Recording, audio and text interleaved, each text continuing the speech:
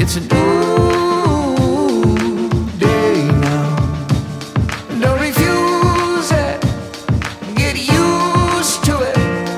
I'm through with old ways now. I'm through with it, so get used to it, honey. It's not up ahead, it's right in front of us. It's happening. Now it begins,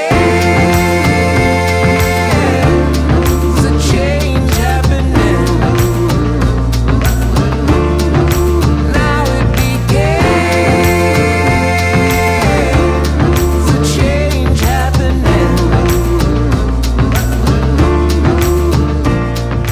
Happy birthday and enjoy your day. Di na tayo pabata, patanda na tayo, pero ang nasasabi ko lang is kahit tumatanda tayo, mas lumalalim yung pagmamahal natin sa isa't isa at hindi yun kailanman magbabago at walang makakapagpabago nun sa ating dalawa.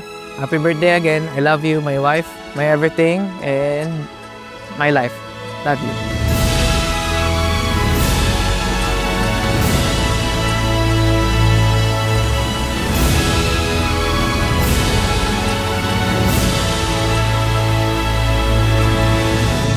Swaying in the firelight to the sound of coyote calls.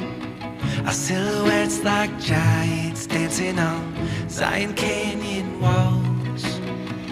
We climbed up where the angels land. You looked right at home, then you took my hand. I thought, hey,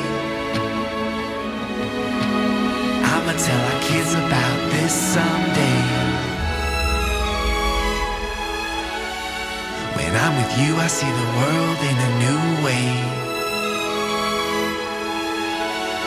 Above the clouds like we're floating in space. I'ma tell our kids about this someday. I'ma tell our kids about this someday. Bago na yung pananaw ko dati kasi dati gusto ko lalaki. Pero ngayon parang mas feel ko babae kasi para tipid sa damit.